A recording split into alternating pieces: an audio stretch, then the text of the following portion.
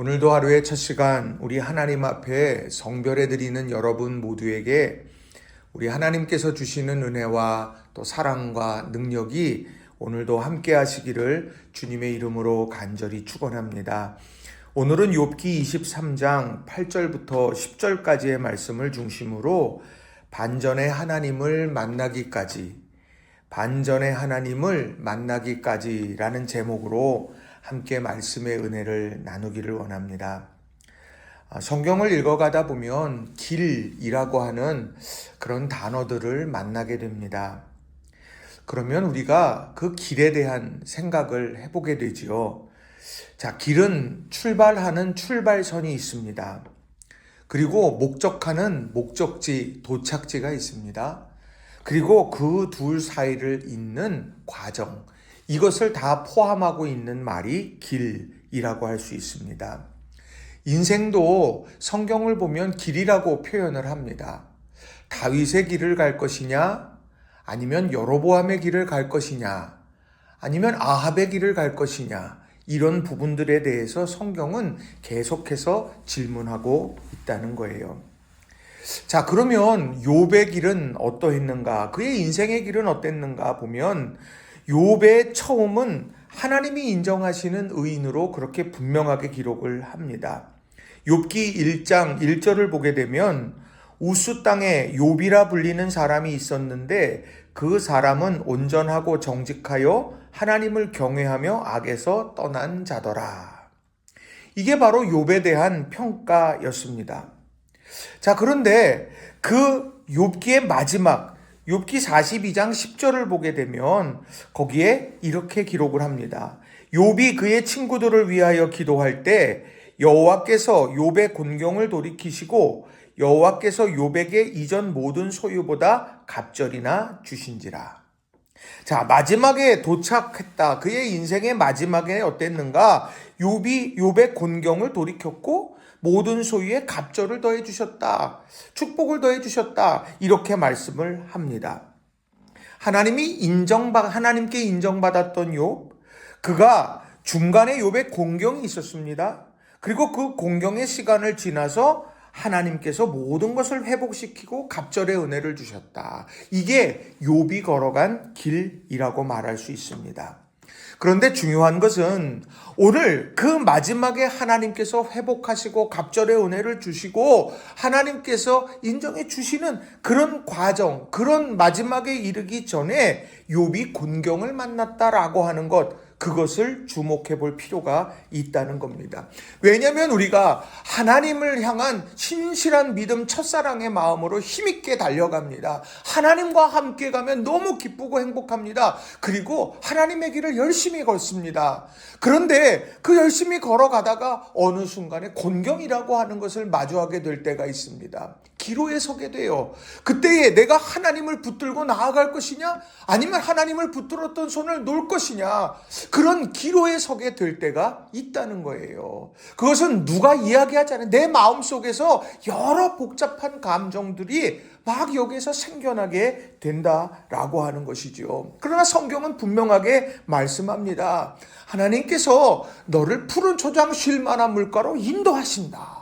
중간에 사망의 음침한 골짜기가 있을지라도 그 가운데서 내가 너를 지킬 것이다 라고 약속하고 계시지만, 그럼에도 우리의 마음에는 수많은 생각들이 들게 되곤 한다는 겁니다. 반전의 하나님을 만나기까지, 반전의 하나님, 그 하나님의 역사를 마주할 때까지 우리가 가지고 있어야 될 중요한 믿음의 태도들이 있다라고 하는 겁니다. 오늘 욥은 어떻습니까? 그 곤경 중에 곤경은 8절과 9절에 이렇게 말씀을 합니다. 제가 세 번역으로 읽어드립니다. 그러나 동쪽으로 가서 찾아보아도 하나님은 거기에 안 계시고 서쪽으로 가서 찾아보아도 하나님을 뵐 수가 없구나. 북쪽에서 일을 하고 계실 터인데도 그분을 뵐 수가 없고 남쪽에서 일을 하고 계실 터인데도 그분을 뵐 수가 없구나. 그의 곤경 중에 곤경은 다른 것이 아니었습니다. 오늘 이런 여러 상황들, 그런 상황들이 이해되지 않아요. 그래서 하나님 앞에 묻습니다. 하나님, 이게 도대체 왜 그러는 겁니까? 라고 이렇게 묻고 싶은데 동쪽으로 가도 만날 수가 없고 서쪽으로 가서 찾아봤는데 하나님을 뵐 수가 없고 북쪽에서도 남쪽에서도 하나님을 뵐 수가 없다. 하나님의 부재라고 그런 생각을 하게 되었다라고 하는 거죠. 그런 어려움들, 그런 상황, 이 욥은 어떻게 극복해 내었을까? 오늘 저는 이 본문의 말씀을 중심으로 해서 반전의 하나님을 만나기까지, 반전의 하나님의 역사를 마주할 때까지 우리가 무엇을 붙들어야 할까? 우리 이것을 두 가지로 함께 살펴보고 또 은혜를 나누기를 원합니다. 자, 첫 번째로는요, 보이지 않아도 하나님은 나의 길을 알고 계신다는 겁니다. 보이지 않아도 하나님은 나의 길을 알고 계신다라고 하는 거예요.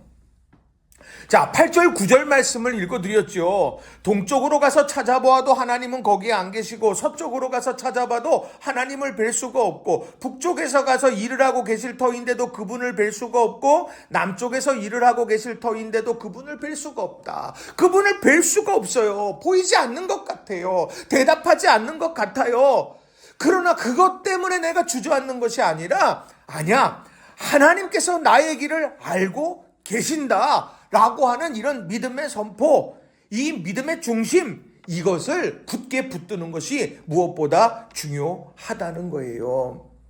오늘 이 욥의 놀라운 믿음은 바로 거기에 있었습니다. 자, 10절 말씀을 보시면 이렇게 기록합니다. 그러나 내가 가는 길을 그가 아시나니 그가 나를 단련하신 후에는 내가 순금같이 되어 나오리라. 모든 것이 막막한 현실이었어요. 그런데 욥은요, 신앙의 눈을 들어 이렇게 선포합니다. 그러나 내가 가는 길을 그가 아시나니. 내가 가는 길을 그가 아시나니. 이 말은 뭡니까? 지금 내가 가는 길 나는 잘 모르겠다는 거예요. 내가 지금 이 상황 이해가 되지 않는다는 겁니다. 이러한 여러 여건과 상황과 이런 모든 것들을 다 내가 내 능력으로, 내 생각으로, 내 지식으로, 내 경험으로 이것을 다 알 수가 없어요. 그런데 그럼에도 불구하고 하나님이 알고 계시니, 나는 그저 하나님이 알고 계시다고 하는 그것에 집중하고 하나님께서 나를 선하게 이끌어 가셔서 마침내 반전의 하나님을 만나고 반전의 하나님의 역사를 경험하게 하실 줄로 믿습니다 하고 나아가는 것. 이게 바로 오늘 욥이 보여준 믿음의 모습이라고 하는 거예요. 이게 쉽지 않습니다. 쉬운 일이 아니에요. 그렇지만 우리가 그런 믿음의 모습을 우리는 기억해야 합니다. 왜냐하면 우리가 삶을 살아가면서 믿음의 길을 걸어가다가 마주하는 여러 다양한 상황들이 있기 때문이라는 거예요. 나는 알지 못하지만 하나님은 아신다. 여기에 사용된 아시나니에 나온 이 말은 야다라는 말을 써요. 우리 잘 아는 말씀이잖아요. 이것은요, 정보를 체득하는 것이 아니에요. 그러니까 사람의 이름, 그 지역의 지명, 그 지역의 특산물, 뭐 이런 것들을 단지 아는 것, 정보를 아는 것, 그것의 차원이 다른 겁니다. 그것은요, 부부가 오랜 시간을 함께 살아가면서 배우자의 눈빛만 봐도 배우자가 지금 무슨 생각을 하고 있는지, 어떤 감정을 갖고 있는지, 그리고 지나온 삶의 그의 아픔이 무엇인지, 그가 어느 순간에 기쁨을 누리고 있었는지, 그런 것들을 체험적으로, 인격적으로 알고 있는 것, 이것을 말하는 것이 바로 야다라고 하는 말이라는 거예요. 그러니까 눈빛만 봐도 안다라고 하는 거죠.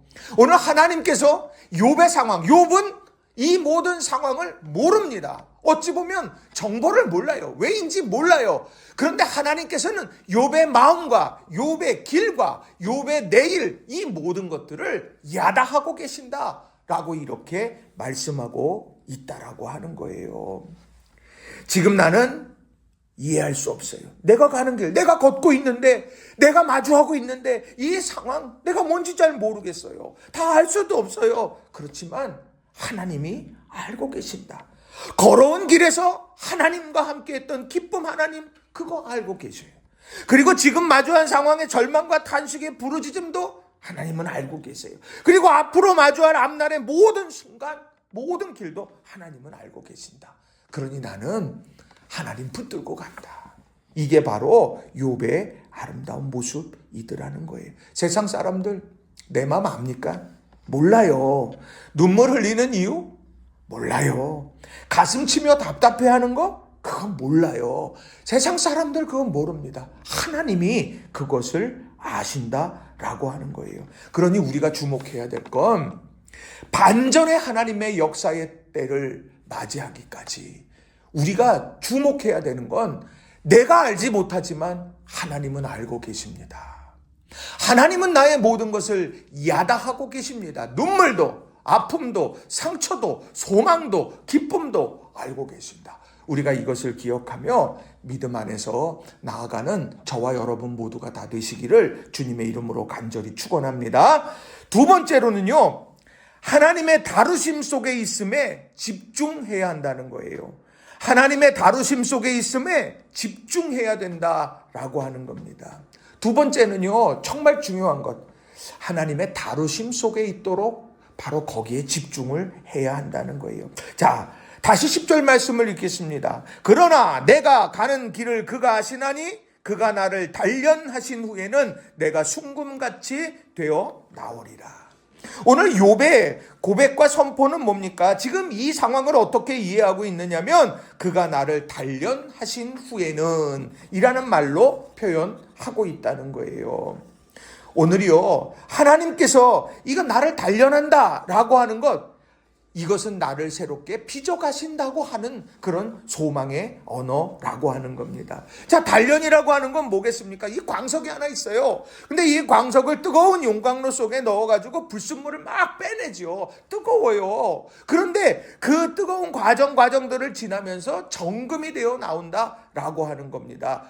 단단하고 흠없는 존재로 빚어가시는 하나님의 손길을 이야기하고 있다는 거예요. 이게 하나님의 다루심입니다. 자, 그런데 그런 내용이 예레미야서 18장 1절부터 6절에도 나옵니다. 예레미야 선지자의 별명이 눈물의 선지자 아닙니까? 그 여러 역사적인 상황을 보면서 눈물이 마를 날이 없었습니다. 하나님 이게 왜 이래요? 하나님 이게 왜 이런 겁니까? 이렇게 눈물 흘리면서 탄식하고 있는 예레미야. 하나님은 그 예레미야 선지자를 위해서 특별한 레슨을 하나 주셨습니다. 그게 바로 18장 1절부터 6절, 예레미야 18장 1절부터 6절에 나오는 토기장이 집. 그 집에서 하나님께서는 아주 의미 있는 장면을 보여주십니다. 제가 좀 18장 1절부터 6절을 읽어드립니다. 여호와께로부터 예레미야에게 임한 말씀에 이르시되 너는 일어나 토기장이의 집으로 내려가라. 내가 거기에서 내 말을 내게 들려주리라 하시기로 내가 토기장이의 집으로 내려가서 본즉 그가 농로로 일을 하는데 진흙으로 만든 그릇이 토기장이의 손에서 터짐에 그가 그것으로 자기 의견에 좋은 대로 다른 그릇을 만들더라. 그때에 여호와의 말씀이 내게 임하니라 이르시되 여호와의 말씀이니라 이스라엘 족속아 이 토기장이가 하는 것 같이 내가 능히 너희에게 행하지 못하겠느냐. 이스라엘 족속아 진흙이 토기장이의 손에 있음같이 너희가 내 손에 있느니라. 자, 오늘 예레미야에게 보여주시고자 하는 첫 번째는 무엇이었냐? 바로 오늘 토기장이의 집에 내려갔는데 농로에서 일을 하는 거였습니다. 자, 지금 막 거기에서 일을 하고 있는 거예요. 진흙으로 막 그릇을 만들고 있는 거예요, 농로에서. 그리고 두 번째로 보여진 것은 무엇이냐면 토기장의 손에서 터져버린 진흙을 보게 하신 겁니다. 자, 처음에 지금 농로로 일을 하게 될 때 기대가 이렇게 컸죠. 그런데 그것이 손에서 터져버립니다. 이 상실, 아픔, 고통이에요. 아, 이게 어떻게 되지? 이런 상황에 놓여졌을 때 그것만 본 게 아니라 그가 그것으로 자기 의견에 좋은 대로 다른 그릇을 만들더라. 지금 그 그릇을 또 빚어가더라는 거죠. 자, 그러면서 예레미야와 또 예레미야가 두 발을 딛고 서 있는 그 역사의 현장을 통해서 이렇게 이야기를 합니다. 이스라엘 족속아 이 토기장이가 하는 것 같이 내가 능히 너희에게 행하지 못하겠느냐. 이 이스라엘 족속아 진흙이 토기장이의 손에 있음같이 너희가 내 손에 있느니라. 내 손에 있다면 내 손에서 하나님께서는 이스라엘 민족을 바꾸어 가시고 빚어 가시고 새롭게 하시고 성숙하고 단단하게 세워 가신다. 이 말씀을 하고 있다는 거예요. 그러니 욥이 하나님을 만나기까지 내가 찾으려고 했었지만 하나님 만나지 못했는데 이 욥기서를 쭉 읽어가다 보면 마지막 부분에 가서 하나님께서 짠하고 나타나십니다. 하나님께서 직접 나타나셔서 우레처럼 나타나셔서 말씀을 하세요. 그게 욥기서 38장입니다. 욥기서 38장 1절에 이렇게 말씀해요. 그때에 여호와께서 폭풍우 가운데서 욥에게 말씀하여 이르시되, 하나님께서 나타나셔서 말씀을 하시더라는 겁니다. 그리고는 하나님께서는 그에게 갑절의 그의 곤경에서 회복시키시고 그리고 그의 삶에 갑절의 은혜를 허락해 주셨던 겁니다. 그날을 맞이하기까지 욥이 집중했던 것은 뭡니까? 하나님이 나를 지금 단련하고 계시고 정금처럼 만들어 가실 거야. 지금 이 순간 하나님께서 나를 그렇게 빚어가고 계시는 거야. 내 가정을 하나님이 그렇게 빚어가시는 거고 내 일터를 빚어가시는 거다. 오늘 우리가 이런 믿음을 가지고 믿음 안에서 반전의 하나님을 만나기까지 우리의 믿음의 중심을 굳건하게 지키며 나가는 저와 여러분 모두가 다 되시기를 주님의 이름으로 간절히 축원합니다. 말씀을 정리합니다. 아무리 사방을 둘러봐도 하나님 계시는 것 같지 않아서 외롭고 지쳐 있습니까? 또 혹은 나만 홀로 남아있는 것과 같은 엘리야의 심정으로 있습니까? 아니요. 하나님께서는요, 그가 아시나니 우리의 삶을 야다하십니다. 모든 것을 꿰뚫고 계신 거예요. 내가 소리내어 울지 못했던 그 밤의 눈물도 하나님은 알고 계신 거예요. 타들어가는 가슴, 애끓는 기도, 탄식, 부르짖음, 이 모든 걸 하나님은 다 알고 계십니다. 그리고 하나님께서는 반전의 역사의 때, 그 때를 맞이하기까지 하나님의 다루심 속에서 오늘 우리를 빚어가고 계시다는 거예요. 그러니 오늘 눈앞에 보이는 현실, 그것 때문에 절망할 필요도 없고 지금 아직 다가오지 않은 미래, 그걸 염려하다 주저앉을 필요도 없어요. 오직 그러나 하나님이 아신다. 단련하신 후에 정금처럼 하나님께서는 나를 만들어 가실 거다. 그리고 마침내 하나님께서 반전의 때 만나주시고 반전의 역사를 마주하게 하실 것이고 하나님 찬미하게 하실 거다. 우리가 이런 믿음을 가지고 오늘도 승리하는 저와 여러분 모두가 다 되시길 주님의 이름으로 간절히 축원합니다. 기도하겠습니다.